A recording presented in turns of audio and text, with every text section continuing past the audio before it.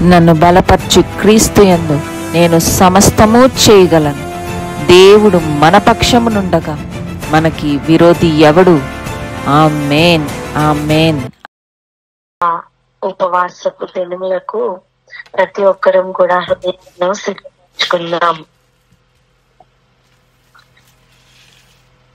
దేవుని యొద్దకు వచ్చేవారట ఏదో ఒకటి కావాలనే వస్తారు. నీకు దేవుని యొద్ద నుండి ఏం కావాలి అంటే ఒక్కొక్కరికి ఒక్కొక్క కోరిక ఉంటుంది. ఒకసారి ఆలోచించండి. ఈరోజు ఇదే ప్రశ్న నేను అడిగితే నువ్వేం చెప్తావు? నీకు దేవుని యొద్ద నుండి ఏం కావాలి అని అడిగితే నీ యొద్ద ఉన్న సమాధానం ఎట్టిది? ఒకసారి దయచేసి ఆలోచన చేద్దాం. నువ్వు సమాధానంగా ఏం చెప్తావు?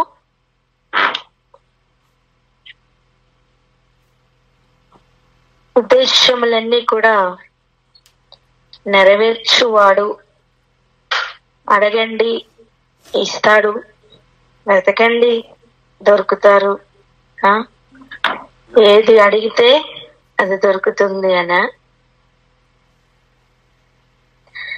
ఆయనకు ఇష్టపూర్వకంగా ఆయన యొద్దకు వచ్చేవారు కావాలి.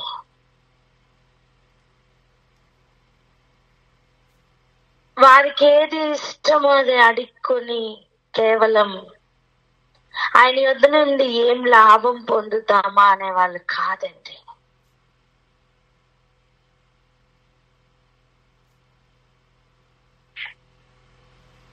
ఒక్కసారి ఆలోచిద్దాం. దేవుని యొద్ద మనం ఎలా ఉంటున్నాం? అసలు దేవునికి మనకి ఉన్న రిలేషన్ ఎటువంటిది? రోజు చదువుకున్న కొన్ని మాటలను చూడడానికి ప్రయత్నం చేద్దాం. ఈ 110వ కీర్తన చెప్తున్న అనేక సత్యాలు ఉన్నాయి. ప్రభు నా ప్రభుతో సెలవిచ్చిన వాక్కు. ఎవరితో సెలవిచ్చారు? తండ్రి అయిన దేవుడు కుమారుడైన యేసు ప్రభుతో ఇచ్చిన వాక్కు.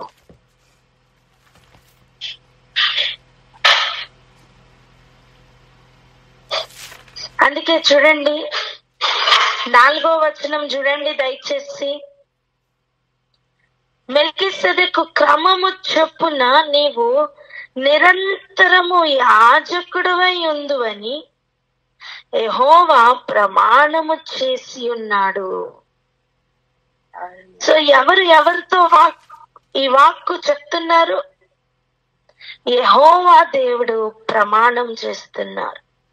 యెహోవా దేవుడు చెప్తున్నారు. ఎవరికి? దావీదు మెన్షన్ చేస్తున్న నా ప్రభుతో అని. దావీదుకు నా ప్రభువుతో అని చెప్తున్న ఏరియాలో ఎవరు ఉండాలి? అప్పుడు మొదటి ప్రభువు యెహోవా దేవుడైతే నా ప్రభువుతో సెలవిస్తున్న వాక్కు ఎవరా? నా ప్రభు యేసు. ఇప్పుడు చూడండి, నేను అంటున్న మాట ఏంటంటే, ఈ తండ్రి అయిన దేవుడు కుమారునితో మాట్లాడే మాటలు దావీదుకి ఎలా తెలిసాయి? దావీదు నోట్లో నుంచి ఎలా వస్తున్నాయి?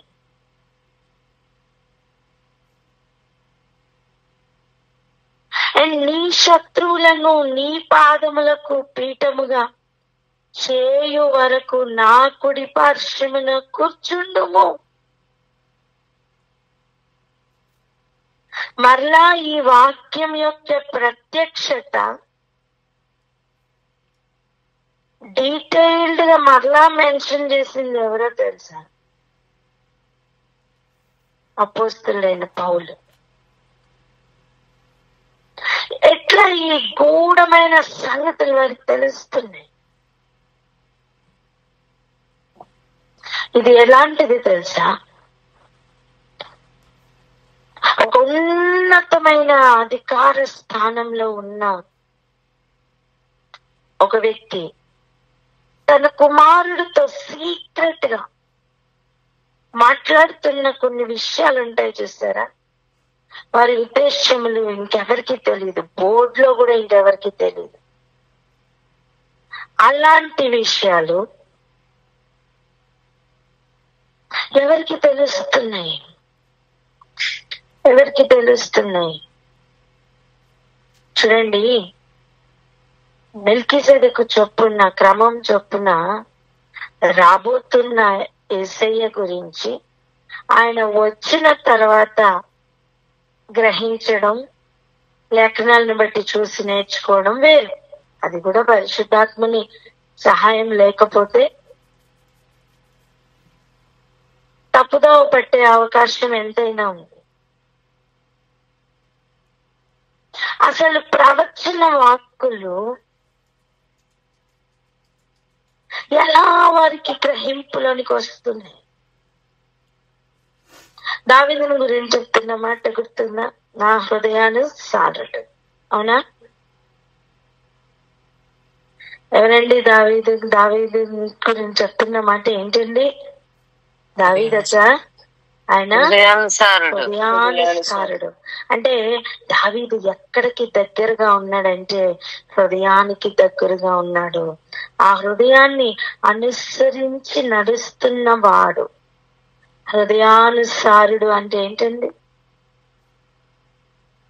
ఆయన హృదయానికి దగ్గర ఉంది, ఆయన హృదయాన్ని అనుసరించి నడుస్తున్నవాడు.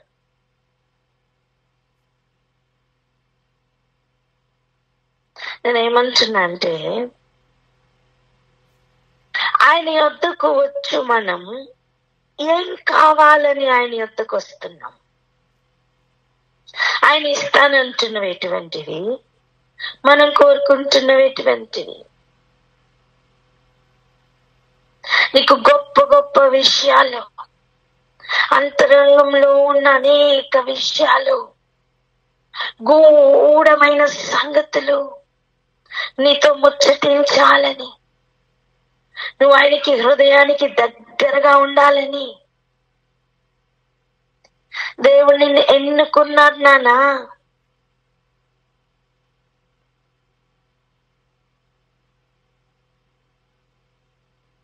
ఆయన ఎన్నో విషయాలు నీతో పంచుకోవాలని నిన్ను ఎన్నుకున్నారు. అందుకే ఆయన యొద్దకు వచ్చు సమయం కొరకు ఆతృత పడే వాళ్ళని ఆయన వెతుకుతున్నారు. ఒకసారి ఆలోచించండి, ఆయన ఎప్పుడు దొరుకుతారా? ఆయన సన్నిధి ఎప్పుడు దొరుకుతుందా? నిత్యము ఆయన సన్నిధిలో నేను ఉండాలనే ఆశతో ఉన్న వ్యక్తి ఎలా ఉంటారు? ఎప్పుడైపోతుందో బాబు ఈ ప్రార్థన, వెళ్ళిపోతాను, ఎప్పుడైపోతుందో ఏంటో, ఎప్పుడు నేను బయటికి వెళ్ళిపోతాను, ఎప్పుడైపోతుందో అని ఎదురు చూస్తున్న వాళ్ళు ఎలా ఉంటారు? ఈ ఇద్దరు వ్యక్తులకి ఉన్న వ్యత్యాసం చూడండి. నువ్వెవరిని ఎక్కువ ఇష్టపడతావు? నువ్వెవరితో ఉండాలనుకుంటావు? నువ్వెవరికి నీ విషయాలు చెప్తావు? నీతో ఉండాలనుకునే వారిక, నేను విడిచి వెళ్ళిపోవాలనుకునే వారిక? చెప్పండి.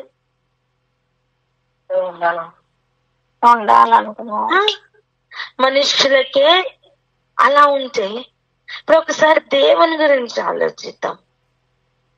ప్రభా, ఆ ఒక్కటి నాకు కావాలి ప్రభా, అది ఇచ్చే చాలు, నేను ఇంకా దీన్ని ఏం అడగను, నేను వెళ్ళిపోతా.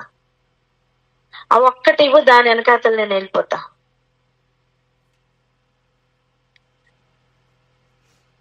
అనే మనస్సుతో మనం ఆయన వద్దకు చేరామనుకోండి, మనకి ఏదో కావాలి, మన కోరిక సిద్ధించాలని ఆయన వద్దకు వచ్చుంటాము. నీకు ఆ ఒక్కటి ఇచ్చిన తర్వాత నువ్వు ఇంక అడ్రస్ ఉండవు. ఎందుకు? పొందుకున్న దాని అడ్రస్ లో తిరుగుతూ ఉంటావు. అర్థం కాలే?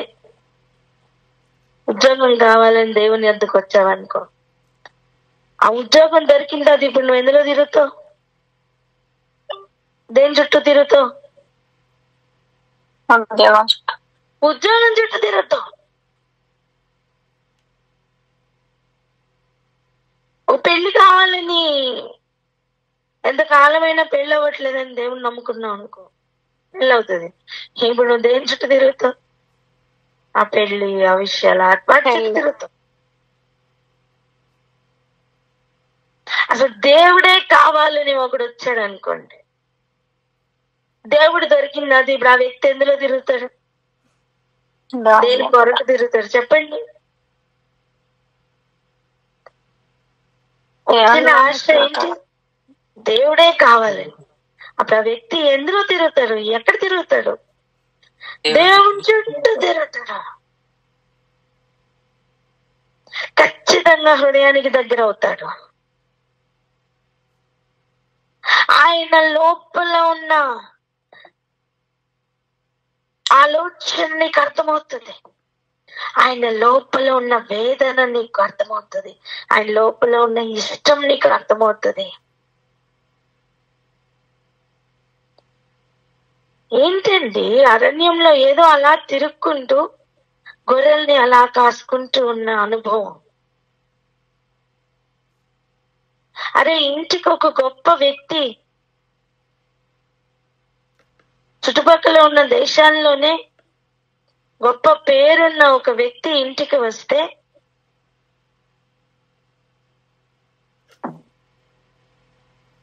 కనీసం అన్నదమ్ములతో పాటు పిలుపు కూడా పొందుకోలేని దావీదండి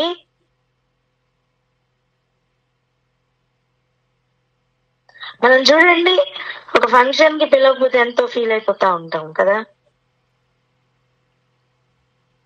అవునా కదా? నన్ను పిలవలేదు, నాకు చెప్పలేదు, నన్ను పిలవలేదు, నాకు చెప్పలేదు అనే మాట మనల్ని దహించేస్తూ ఉంటుంది.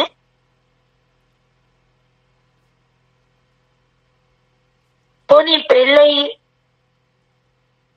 సెపరేట్ గా ఒక జీవనాన్ని గనక కొనసాగిస్తుంటే పోనీ అది వేరు. ఇంకా తల్లిదండ్రులతోనే ఉన్న అనుభవంలో ఉన్నాడు కదా దావీదు.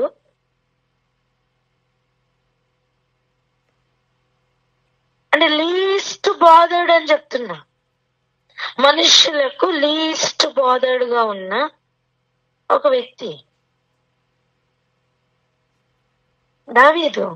కానీ తన అరణ్య అనుభవంలో దేవునికి దగ్గరగా వెళ్ళిన ఒక వ్యక్తి, ఆయన హృదయానికి దగ్గరగా ఉన్న ఒక వ్యక్తి. అందుకే ప్రభు వర్తమాన భూత భవిష్యత్ కాలముల్లో ఉండు గూఢమైన సంగతులు తన నోటి ద్వారా తనకే తెలియజేస్తూ ఉన్నారు.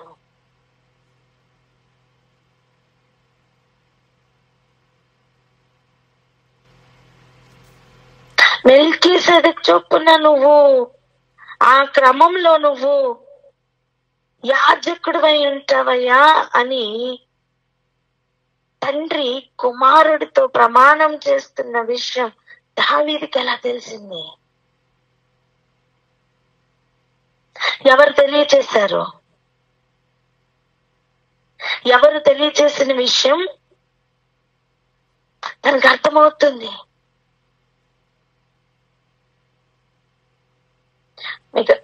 మీకు అర్థమవుతుందని చెప్తున్న విషయాలు అర్థమవుతుంది.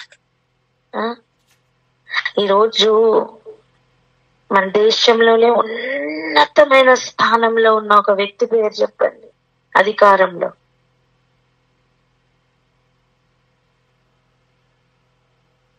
మోడీ.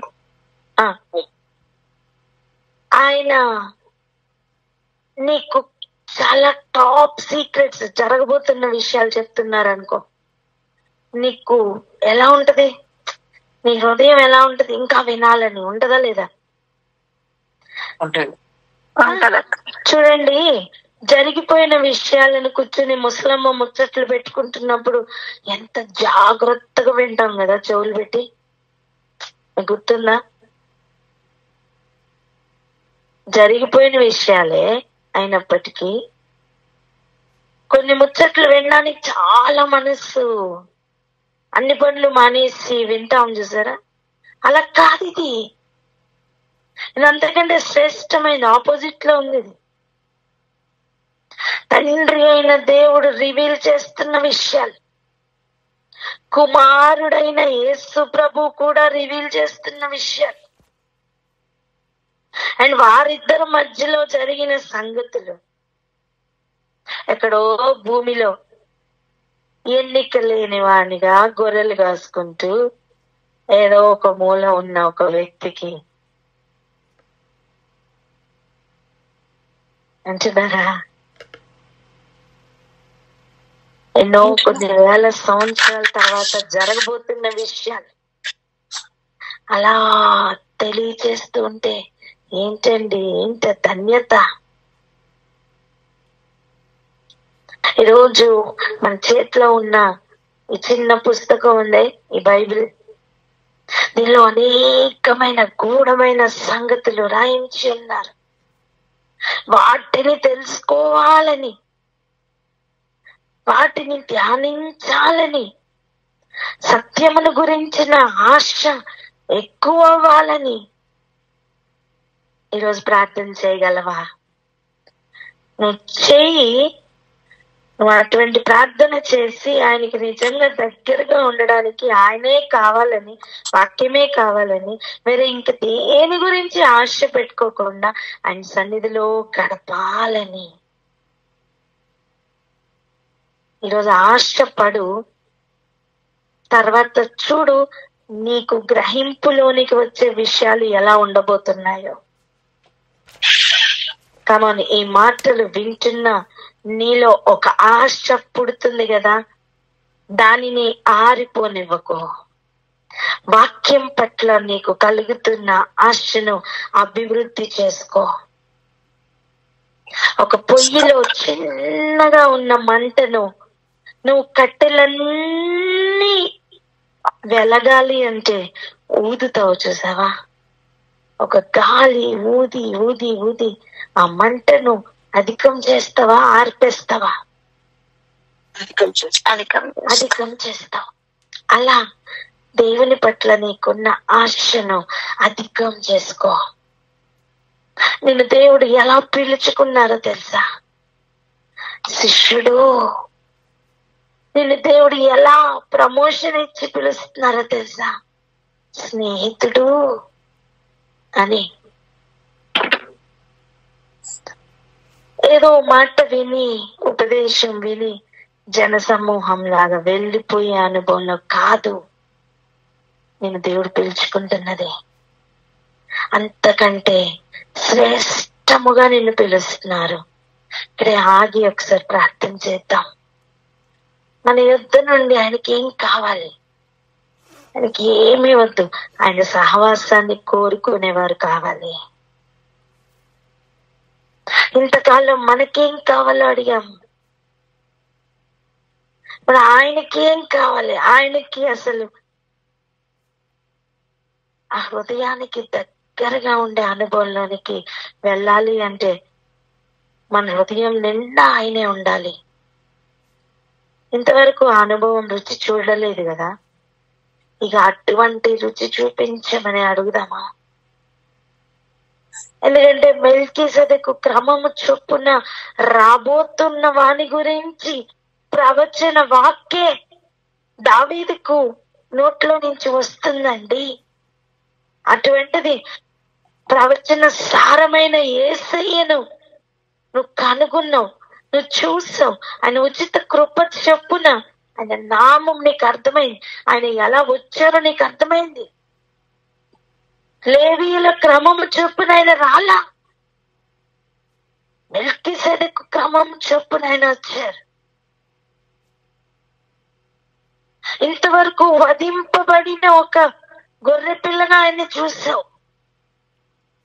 ఒకసారి ఆయన ప్రధాన యాజకత్వం గురించి కూడా చూడు. ఆయన ఎట్లాంటి చిత్తంతో ఆయన కదిలేరో ఒకసారి గ్రహించు. ఈ లోకంలో ఇదే శాస్త్రం, ఇదే నీతి అని చెప్పుతున్న వాటికి అతీతముగా ఆయన నీతి వెల్లడి అవుతుందండి. దానిని గ్రహించు వారిగా మొదట నా నీతిని, రాజ్యమును వెతకమని ఆయన చెప్పారు. దానిని వెతుకువారిగా మనం మారాలి అంటే మనలో ఒక శ్రేష్టమైన క్వాలిటీ కావాలి. ఆ క్వాలిటీ ఈరోజు మనలోనికి ఎంటర్ అవ్వాలి, లేదా ఆల్రెడీ ఉన్నదేమో అది పాపప్ అవ్వాలి. దాన్ని ఇగ్నైట్ చేయండి, దాన్ని ఇంకా వెలిగించుకునేటట్లుగా మనం మారాలి. ప్రార్థన చేద్దాం. అయ్యా, నీ సన్నిధిని వెతుకుతున్న వారమై,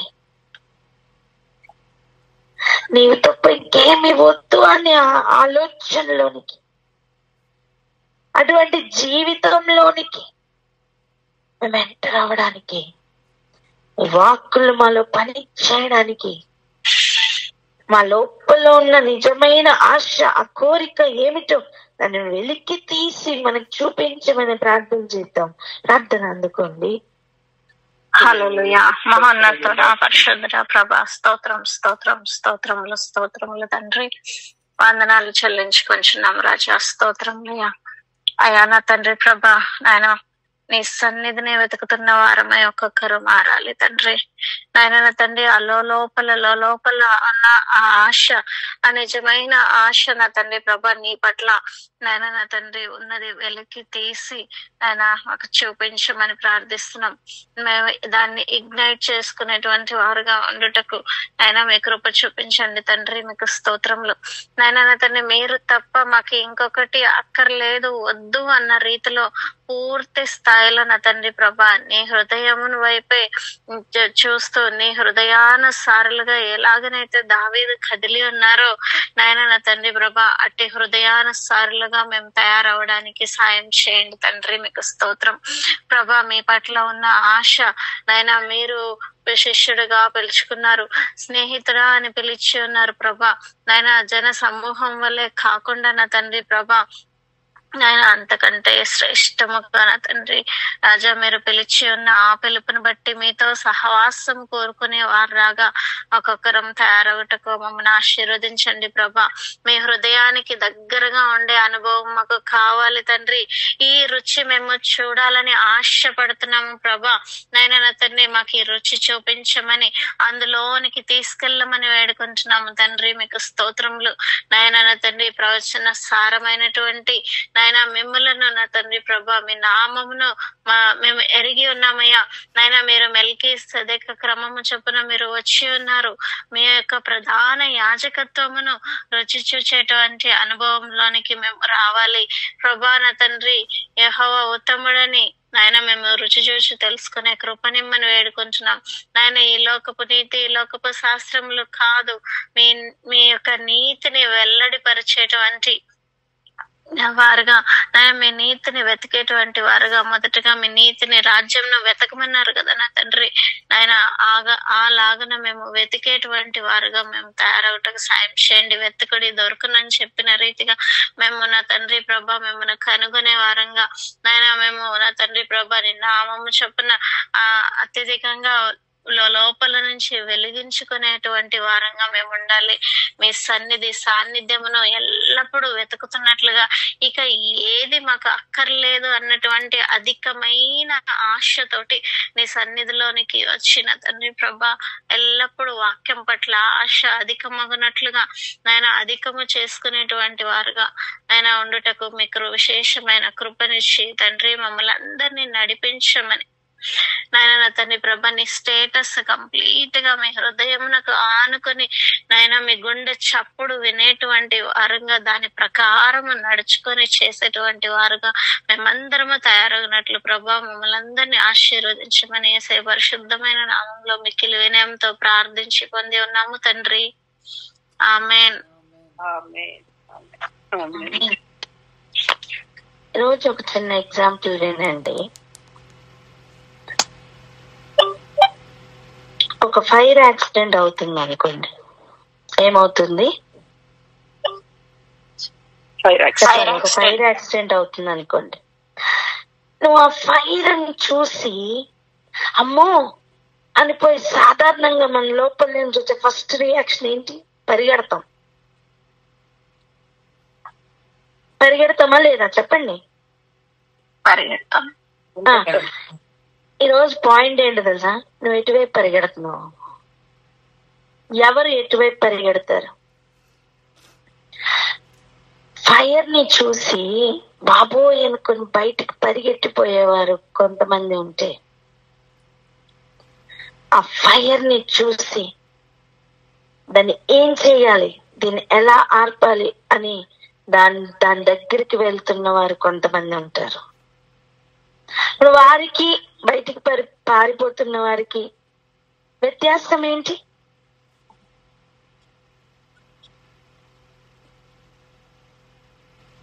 బయటికి పారిపోతున్న వారు ఎందుకు పారిపోతున్నారు?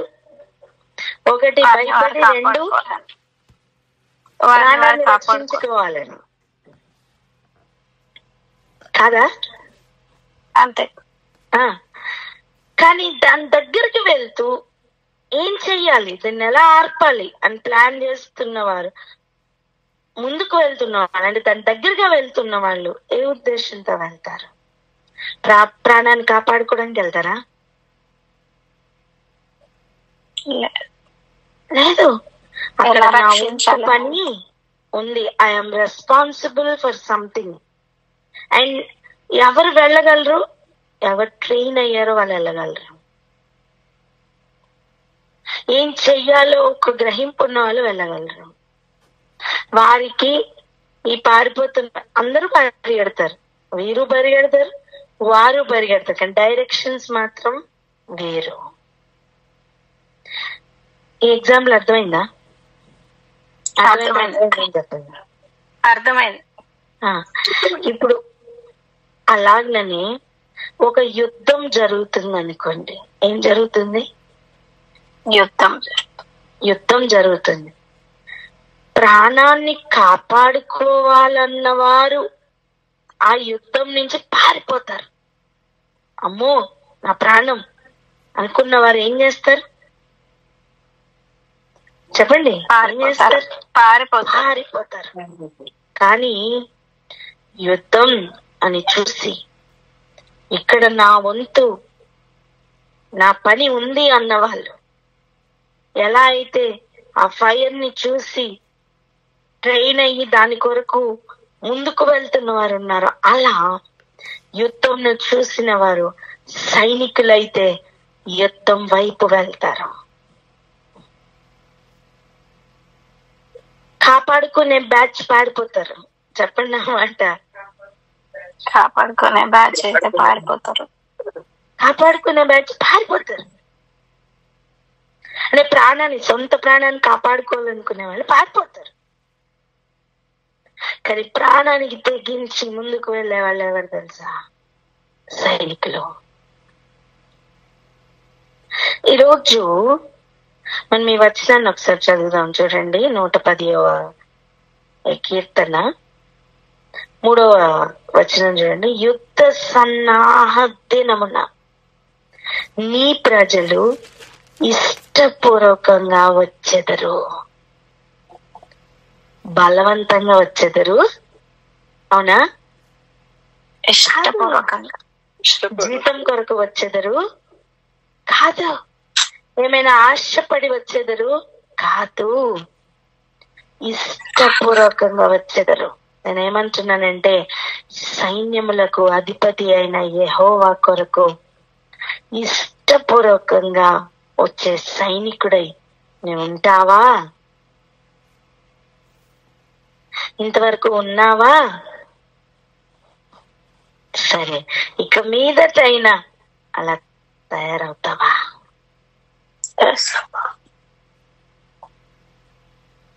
ఇది ఎవరికోనండి ఈ వాక్యం కాదు, ఇది మనకే వ్యక్తిగతంగా. ఇప్పుడు నువ్వు వింటున్నావు కదా, అంటే నీకే.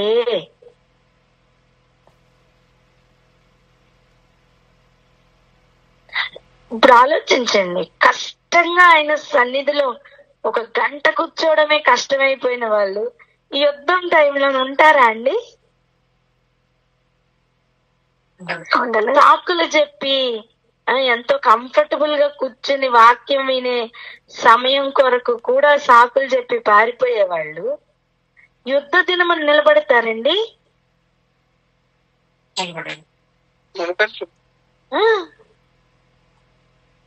సెల్ఫ్ స్కిన్ సేవ్ చేసుకోవడానికి ప్రయత్నం చేసేవాళ్ళు యుద్ధం కొరకు యుద్ధంలో నిలబడలేరు.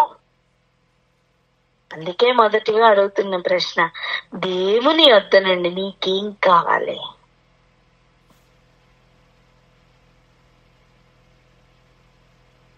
ఒక బంగారం కొట్టుకి ఒకడు వెళ్తుంటే బంగారం అమ్ముకునేవాడు లేదా కొనుక్కునేవాడు లోపలికి వెళ్తాడు, మిగిలిన వాళ్ళందరూ బయట తిరుగుతారు. అలా సైన్యములకు అధిపతి అయిన యెహోవా యొద్ద ఎవరు ఉంటారు?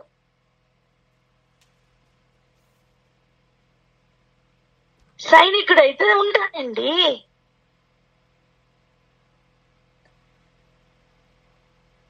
ఆయన యొద్ద ఉండి ఆయన మీకు అర్థమవుతుందా? ఆయన గూఢమైన సంగతులు, ఆయన ఎంత గూఢమైన సంగతులు అంటే ఆర్మీ వాళ్ళ ఏరియా కూడా డిఫరెంట్ గా ఉంటది. ఈ లోకంలో ఉన్న ఆర్మీ వాళ్ళ ఏరియానే అంత పకడ్బందీగా ఉంటే, అంత స్పెషల్ ట్రైనింగ్ ఉండే, మరి సైన్యములకు అధిపతి అయిన యెహోవా యొక్క క్యాంప్ ఎలా ఉండాలి? ఎలా ఉంటది? ఆ ట్రైనింగ్ ఎలా ఉంటది? ఇంకా అద్భుతంగా ఉంటుంది, ఇంకా స్పెషల్ గా ఉంటది కదా. ఇదిగో ప్రభు నిన్ను నన్ను అలా తయారవడానికి పిలుచుకున్నారు. మనం రెడీయా?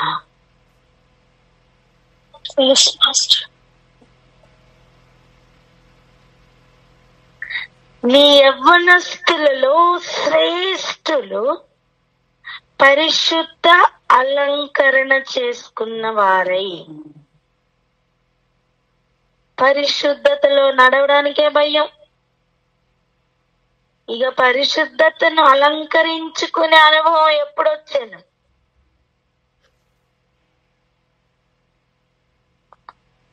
పాపము చేయడానికి ఉన్నంత ఇష్టం పరిశుద్ధంగా బ్రతకడానికి ఉందా? నేను అంటాను, అసలు పరిశుద్ధంగా బ్రతకడానికి ఒక యుద్ధం ఉంటదని. ఇంటర్నల్ గా ఒక యుద్ధం ఉంటది. లోకులందరూ వెళ్తున్న మార్గంలో వెళ్ళాలనే ఆశ ఎంతో పీకుతూ ఉంటుంది. అసలు సత్యమేది అబద్ధమేది గ్రహించే విషయంలో ఒక యుద్ధం ఉంటుంది, ఎన్నుకునే విషయంలో ఒక యుద్ధం ఉంటుంది, నిలబడడానికి ఒక యుద్ధం ఉంటుంది. ఇవన్నీ దాటి నువ్వు పరిశుద్ధతలో నిలవబడి దానిని అలంకరణగా ధరించుకునే ఒక అనుభవం. మనం ఇందాక ఒక మాట చదివాం, గుర్తుందా? 29వ వచనం చూడండి పైన. నా విరోధులు అవమానము ధరించుకొందురుగాక, తామ సిగ్గునే నిలువుటంగి వలె కప్పుకొందురుగాక. అంటే వాళ్ళ వస్త్రాలు ఏంటి? వాళ్ళ వస్త్రాలు ఏంటి? అవమానము, సిగ్గు. చెప్పండి, వాళ్ళ వస్త్రాలు ఏంటి? అవమానము, సిగ్గు. కానీ ఈ వచనంలో యవనస్తులు ధరించుకుంటున్నది అవమానము, సిగ్గు కాదు, పరిశుద్ధత.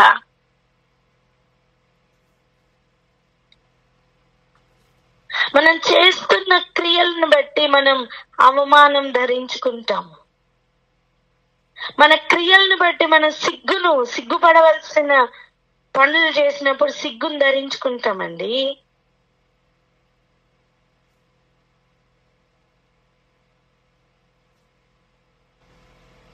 అటువంటి వారు వెలుగు యొద్దకు రాలేరు. కారణం ఏంటి? వెలుగులోకి వస్తే ఈ చీకటి అంతా బయటపడుతుంది.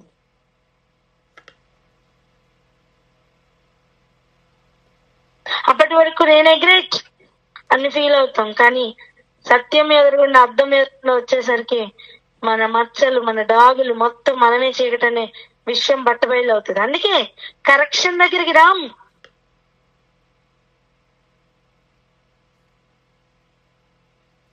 అదే ఆ బ్యాచ్ కాదండి, ఇది ఇంకా ఉన్నతమైన బ్యాచ్. ఇది యుద్ధం ఉన్నదంటే పారిపోయే బ్యాచ్ కాదు, ఇది దాన్ని ఎదుర్కొనే బ్యాచ్. ఇది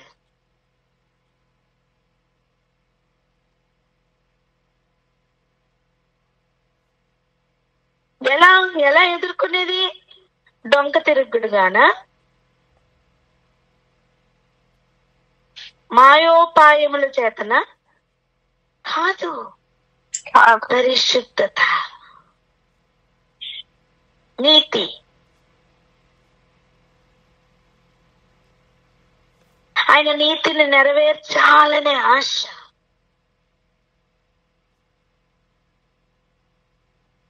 ఆయన రాజ్యంను వెతుకుతున్న ఒక ఆశ.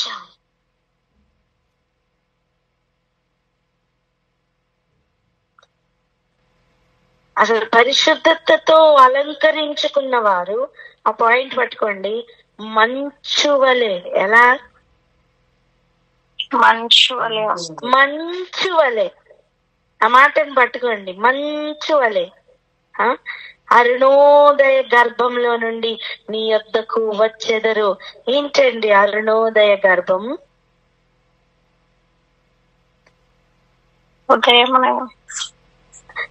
సూర్యుడు ఉదయిస్తున్న దిక్కు ఏంటది? తూర్పు దిక్కు. హల్లెలూయా. ఏ దిక్కు? తూర్పు దిక్కు. తూర్పు దిక్కు. తూర్పు దిక్కు నుండి వస్తారు.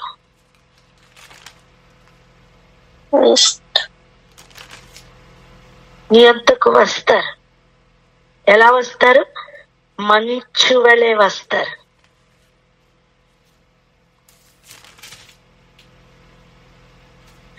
మంచు వలె వస్తారట. దీనికి కొంచెం మనం గ్రహించడానికి ప్రయత్నం చేద్దాం. సామెతలు చూడండి ఒకసారి. సామెతలు, హల్లెలూయా, 3వ అధ్యాయం. సామెతలు 3వ అధ్యాయం 20వ వచనం ఒకసారి చదువుదాం చూడండి. ఆయన తెలివి వలన అగాధ జలములు ప్రవహించుచున్నవి, మేఘముల నుండి మంచు బిందువులు కురియుచున్నవి. దేని వలన? ఆయన తెలివి వలన. ఈ మాటలను అండర్లైన్ చేయండి. ఇది ఎలా సాధ్యమవుతుంది? ఇది మనలో అంటే అలా ఇష్టపూర్వకంగా ఆయన యొద్దకు యుద్ధ సన్నాహ దినమున వచ్చేవారు మంచు వలె ఎలా వస్తారు అనే విషయాన్ని మనం రేపటి దినాన్ని ధ్యానిద్దాం. ఈ మాటల్ని అండర్లైన్ చేసుకొని పెట్టుకోండి. అప్పుడు మనకి అర్థమవుతుంది మనం ఎటు పారిపోతున్నాం, ఎందుకు పారిపోతున్నాం. మనం విడిచిపెట్టి వెళ్ళిపోయే బ్యాచ్, ఆయనతో ఉండే బ్యాచ్ అని మనకే అర్థమైపోతుంది. మన మార్గములు త్రిప్పుకునే అవకాశం దొరుకుతుంది. ఇప్పుడే సరి చేసుకునే అవకాశం దొరుకుతుంది. ఫైనల్ ఎగ్జామ్స్ లో ఓడిపోయే కంటే ఇప్పుడే మనల్ని మనం టెస్ట్ చేసుకొని ఫైనల్స్ కోసం ప్రిపేర్ చేసుకోవడం మంచిది కదా. ఎక్కడ మనం ఫెయిల్ అవుతున్నామో చూసుకుని దాని మీద ఇంకొంచెం కాన్సన్ట్రేషన్ పెట్టి అభ్యాసం చేయడం మంచిది కదా.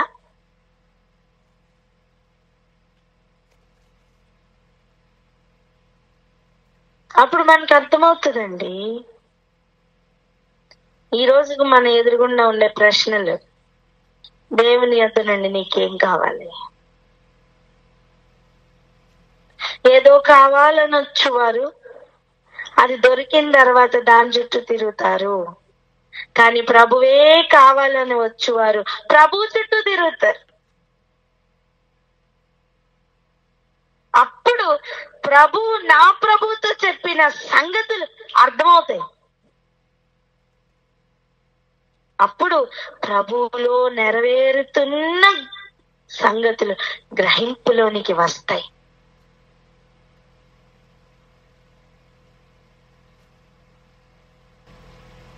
ఆయనకి ఇష్టం లేని కార్యాలు చేసి సిగ్గును అవమానమును ధరించుకునే కంటే